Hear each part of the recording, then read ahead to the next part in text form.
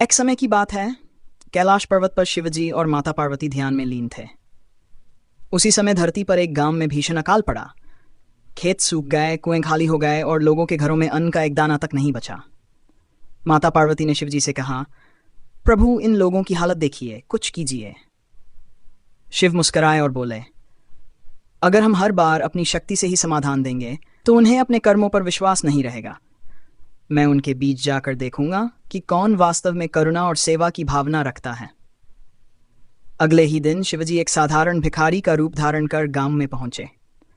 फटे पुराने कपड़े, झोली और लकड़ी की लाठी लिए वे घर घर जाकर भिक्षा मांगने लगे। कुछ लोगों ने उन्हें दुत्कार दिया, कुछ ने अनसुना कर दिया, लेकिन एक गरीब विधवा जिसके पास खुद खाने को कुछ नहीं था, उसने अपने आखिरी 2 रोटियां भिखारी को दे दी और कहा, बाबा, मुझे तो रोज भगवान पर भरोसा है, लेकिन आप भूखे ना रहें। शिवजी की आंखें नम हो गईं। उन्होंने उसी क्षण अपने असली रूप में आकर उस विधवा को आशीर्वाद दिया। उसकी झोपड़ी में अन्न के भंडार भर गए, उसके आंगन में मीठा पानी का सोता फूट पड़ा। बाकी गांव वाले जब ये सब देखे तो उन्हें अपने व्यवहार पर शर्म आई। शिवजी ने तब एक गूढ़ वाणी कही, ईश्वर को सोने की मूर्तियों में मत खोजो, उसे भूखे के पेट में, प्यासे की प्यास में और दुखी की आंखों में देखो। सेवा ही सबसे बड़ा धर्म है। उस दिन से गांव में कोई भूखा नहीं सोया। लोगों ने मिल बांटकर जीना सीखा और हर जरूरतमंद को अपना मानकर मदद करने लगे। ऐसे करुणा और प्रेम से भरे भगवान शिव के इस अवतार को जानकर यदि आपके मन में थोड़ी भी श्रद्धा जगी हो तो इस प्रेम और संदेश को फैलाने के लिए कृपया इस चैनल को जरूर सब्सक्राइब करें और वीडियो को लाइक करें। कैलाश पर्वत पर लौटने के बाद भी भगवान शिव का मन बार बार उसी गांव की ओर खिंचता रहा। उन्होंने माता पार्वती से कहा, देवी, वह गांव अब सही दिशा में चल पड़ा है, लेकिन वहां की सच्ची परीक्षा तो अब शुरू हुई है। जब लोगों को सुख मिलता है तब वे या तो और विनम्र हो जाते हैं या घमंड में आ जाते हैं। मुझे देखना है कि वे किस राह पर जाते हैं। माता पार्वती ने मुस्कुराकर कहा, प्रभु, इस बार मैं आप तय चलूंगी, लेकिन इस बार मैं भी साधारण स्त्री बनकर उनके बीच रहूंगी। मैं जानना चाहती हूं कि दुख और सुख में लोगों का मन कितना स्थिर रहता है। अगली सुबह दोनों एक वृद्ध साधु और वृद्धा के रूप में उसी गांव के पास पहुंचे। गांव में अब पहले से काफी बदलाव था। गलियों में हंसी की आवाजें सुनाई देने लगी थीं, बच्चों के चेहरे पर चमक थी और लोगों में आपसी प्रेम बढ़ गया था। लेकिन वहीं गांव के मुखिया ने धीरे धीरे सारी जिम्मेदारी अपने हाथ में लेकर लोगों पर रौब जमाना शुरू कर दिया था। वह कहता था कि गांव में बदलाव उसी के प्रयासों से हुआ है। शिव और पार्वती एक पुरानी टूटी फूटी झोपड़ी में रहने लगे। उन्होंने गांव में लोगों से कहा कि वे सिर्फ 2 रोटियों के बदले में बच्चों को पढ़ाना चाहते हैं।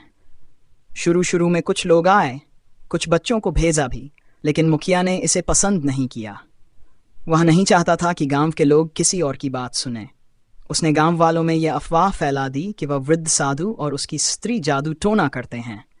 धीरे धीरे लोग उन्हें नजरअंदाज करने लगे। कोई खाना नहीं देता, कोई बच्चों को उनके पास नहीं भेजता। एक दिन एक छोटी बच्ची मीरा, जो उन दोनों के पास पढ़ने आती थी, उसने देखा कि बाबा और माई 3 दिन से भूखे हैं। उसने चोरी से अपने घर से 2 रोटियां चुराई और उनके झोपड़े में रखाई। शिवजी उस बच्ची के निस्वार्थ भाव से बहुत प्रभावित हुए। उन्होंने मीरा से कहा, बेटी, तूने आज हमें भोजन नहीं, श्रद्धा खिलाई है। तू कभी भूखी नहीं रहेगी। उस रात शिवजी ने देखा कि गांव का मुखिया अपने घर में सोने के सिक्के जमा कर रहा था, जो गांव की संपत्ति थी। उसने मंदिर में चढ़ाया गया दान भी छिपा रखा था। शिवजी ने अपने योग बल से गांव के सभी लोगों को एक सपना दिखाया, जिसमें मुखिया का असली रूप सामने आया। सुबह होते ही गांव के लोग इकट्ठा होकर मंदिर पहुंचे। सभी ने मुखिया से जवाब मांगा। जब उसके घर की तलाशी ली गई तो हर कोई हैरान रह गया। वहां गांव की सारी संपत्ति छुपाकर रखी गई थी। गांव वालों ने मिलकर उसे उसके पद से हटा दिया और गांव की जिम्मेदारी एक समिति को सौंप दी, जिसमें हर परिवार का प्रतिनिधि था। शिव और पार्वती ने देखा कि अब गांव सही मायनों में जाग गया था। अब वहां सिर्फ विकास नहीं, विश्वास भी था। उन्होंने अपनी झोपड़ी छोड़ दी और गांव के बाहर एक वृक्ष के नीचे बैठकर ध्यान में लीन हो गए। एक दिन गांव की मीरा दौड़ती हुई आई और बोली, बाबा, माई, आप कहाँ जा रहे हो? हमें तो आपकी बहुत ज़रूरत है। शिवजी ने उसका सिर सहलाया और कहा, बेटी अब हमें चलना होगा, लेकिन अगर तुम्हारा मन सच्चा रहेगा तो जब भी कोई अन्याय होगा हम तुम्हारे पास लौट आएंगे। मीरा रोने लगी, लेकिन शिव और पार्वती एक तेज रोशनी में लीन हो गए और वहां से अंतर्ध्यान हो गए। वृक्ष के नीचे अब एक शिवलिंग प्रकट हो गया था। गांव वालों ने वहीं एक मंदिर बना दिया और उस शिवलिंग को सच्चे बाबा नाम से पूजने लगे। उस दिन से गांव में हर सुबह मीरा सबसे पहले मंदिर जाकर एक दीपक जलाती है।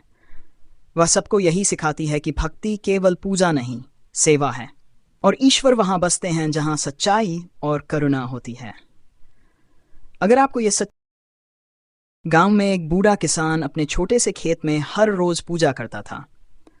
वह खेत उसके लिए सिर्फ अनाज उगाने की जगह नहीं थी, बल्कि उसकी आस्था और भगवान शिव के प्रति विश्वास का केंद्र भी था। वह रोज सुबह उठकर शिवलिंग पर जल चढ़ाता और फिर पूरे दिल से खेत में काम करता। उसकी पत्नी भी उसमें पूरी आस्था रखती थी, पर बेटे को इन सब बातों में कोई रुचि नहीं थी। वह शहर में नौकरी करना चाहता था, धन कमाना चाहता था, और पिता की आस्था को वह सिर्फ एक पागलपन मानता था। एक दिन गांव में अकाल पड़ गया। जमीन सूख गई, कुएं सूखने लगे और फसलें बर्बाद हो गईं। किसान का बेटा बुरी तरह चिढ़ गया और गुस्से में आकर अपने पिता से कह बैठा, तुम्हारे शिव ने क्या किया? सब कुछ खत्म हो गया, फिर भी तुम हर दिन पूजा करते हो? क्या तुम्हारा भगवान भिखारी बनकर बस भीख ही देगा या कभी मदद भी करेगा? उस रात किसान बहुत दुखी मन से खेत के किनारे बैठे भगवान शिव से बात कर रहा था। भोलेनाथ, मेरे बेटे का विश्वास टूट गया है। मुझे फर्क नहीं पड़ता कि मेरे पास धन है या नहीं, पर मेरा विश्वास बना रहना चाहिए। मेरी परीक्षा है तो मुझे सहन है, पर मेरे बेटे को रास्ता दिखा देना। इसी रात गांव में एक अजनबी भिखारी आया। शरीर पर राख, आंखों में गहराई और चाल में सादगी थी। किसी ने उसे पहचानने की कोशिश नहीं की, पर वो सीधा किसान के घर गया। किसान और उसकी पत्नी ने आदर से उसे बैठाया, खाना दिया। भिखारी ने मुस्कुराकर कहा, तेरा खेत बहुत प्यारा है, पर वहां कुछ कमी है। किसान ने सिर झुका लिया, अब फसल नहीं होती बाबा, पानी नहीं है। भिखारी ने कहा, तू कल सुबह जाकर अपने खेत के बीच खुदाई कर एक गुप्त सरोवर मिलेगा, वही तुझे जीवन देगा। सुबह किसान अपने बेटे को लेकर खेत गया। बेटे ने पहले विरोध किया, पर पिता के आग्रह पर खुदाई शुरू की। कुछ ही देर में मिट्टी से पानी की बूंदें टपकने लगीं और फिर एक साफ जल से भरा सरोवर दिखा। ये देखकर बेटा सन्न रह गया। पिता की आंखों से आंसू बह निकले। उसी समय वह भिखारी पास के पीपल के पेड़ के नीचे प्रकट हुआ और अचानक ओझल हो गया। अब तक सब समझ चुके थे कि वो कोई सामान्य व्यक्ति नहीं था। बेटा दौड़कर शिवलिंग के पास गया और सिर झुका दिया। मुझे माफ कर दो बाबा, मैंने विश्वास खो दिया था। अब मैं आपका भक्त बनूंगा। गांव में फिर हरियाली लौट आई।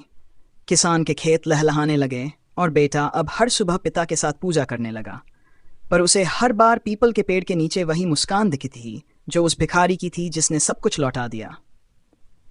अगर आपके दिल को ये कहानी छू गई हो तो एक बार भगवान शिव के नाम पर चैनल को सब्सक्राइब और वीडियो को लाइक ज़रूर करें, क्योंकि भक्ति और भाव से बढ़कर कुछ नहीं।